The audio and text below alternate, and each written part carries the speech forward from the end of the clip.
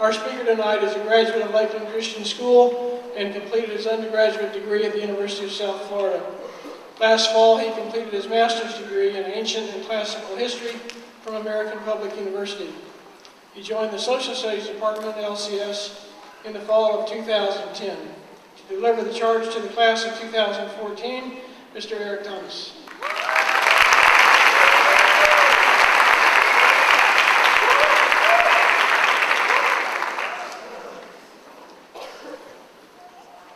That's 2015.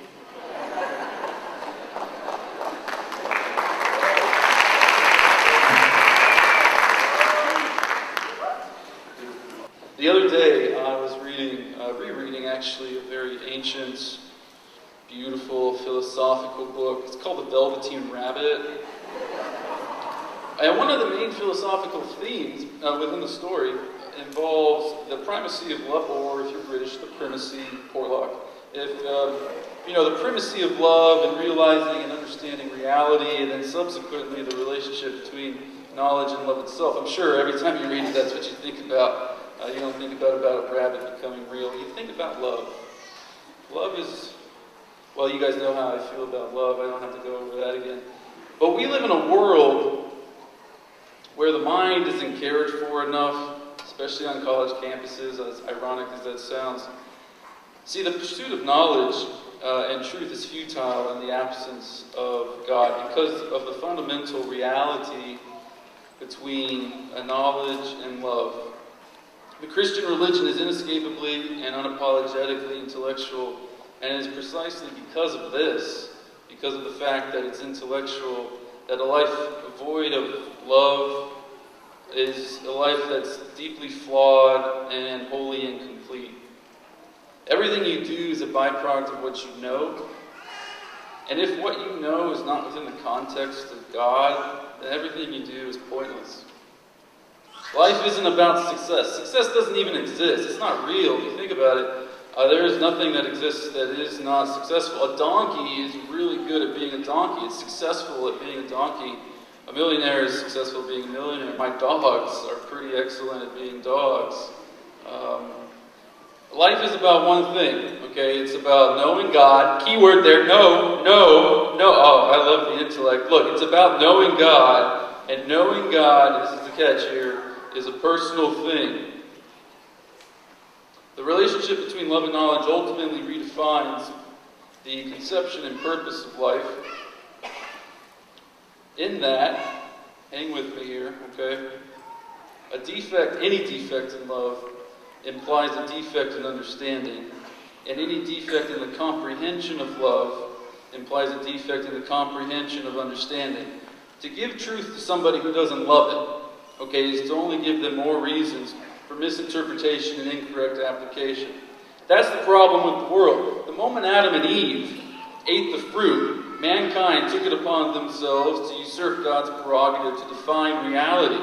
Questions like what is good, what is evil, what is personhood, who's a man, who's a woman, what is knowledge, what is truth, they've all been redefined according to the whims of fallen people. The problem was never the apple on the tree. Okay, the problem was the pear which lie on the ground. Knowledge seeks after truth, and love seeks that which is good. Because of this, knowledge without love cannot act. And likewise, love without knowledge cannot know what is really good. So, knowledge without love is dangerous in that it can result in arrogance. And love without knowledge is dangerous in that it can result in ignorance.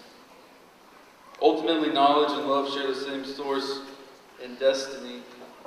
Knowledge in its quest for truth will at last reach God as the ultimate truth. And love, in its pursuit of the good, will finally arrive at God as the ultimate good. Thus, God is the pure actualization of truth and good, of knowledge and love. Throughout the scriptures, hold on a sec. That's good water. Throughout the scriptures, knowledge is always understood as being joined with or united to that which knowledge is directed. When understood then as participation or fellowship love becomes the necessary and natural accompaniment to knowledge. Because of this, faith in Christ is a cognitive, passionate, and moral commitment. The Christian life is an exercise in thinking about the God who is known and seeking the one who is loved. Knowledge is not an end to itself. Rather, its true aim is the love for God. If you've ever read Dante's Paradise in the Divine Trilogy, Beatrice says that knowledge of God is buried from the eyes of everyone whose intellect has not matured in the flame of love. You have to be careful, though. It's too easy to lose the substance of reality by grasping at the shadow. Reason has short wings, and without love, it will remain forever tethered to the earth. And as we come to know God by loving Him, we discover that what we thought we knew we don't know, what we did not know we now know. Love has with it an element of repose, of satisfaction, of joy that comes from the delight it bestows and emits when in the presence of the beloved. Love alone continuously fashions itself according to the beloved. And as desire feeds on absence, love lives off presence. It's not possible to live a mature Christian life without the harmonization of love and knowledge, of the will and the intellect, because God can only be known in love, and it's love alone that gives reality to faith and makes hope present. It's extremely easy, especially for me and most teachers in general, to focus on the power of the intellect, to learn and study not within the expanse of God, but within the confines of self. It's easy to be blinded by the light that is emitted from the fractured reality that is presented to us within the autocracy of knowledge. We get caught up in the deception that if we could only taste from that tree of knowledge, then we too could have a meaningful and purposeful existence. But we forget that the cross is at once the two trees in the Garden of Eden. It was a child who was born, who lived, and then ultimately who died, climbed upon the tree, and who bled into our wounds.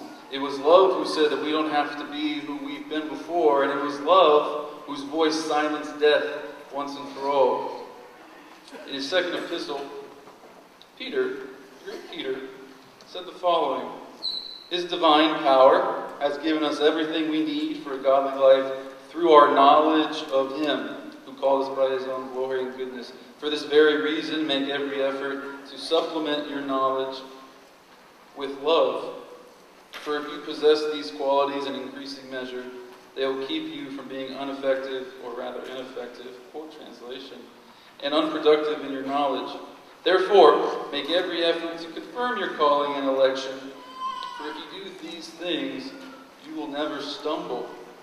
And then towards the end of chapter 1, he says, you will do well to pay attention to this, as to a light shining in a dark place until the day dawns and the morning star rises in your hearts. Life is about knowing God. Knowing God is a personal thing. From here on out, you've already encountered it, but you're going to see it more now. Philosophical, theological, historical, cultural distractions are going to come. But if you want to make a difference, if you want more than the mediocrity that Scruggs was talking about, if you want to strive for gospel proficiency, if you want that which is more than the drivel and hokum of this world, then you must set aside massive amounts of your time to learn about God, to listen to God, to develop a relationship with God, to love Him, and ultimately then to know Him. Only then will your skills and knowledge that you've learned in academia matter. Unless we invest ourselves in the object of our love, we are incapable of receiving because we are unwilling to give.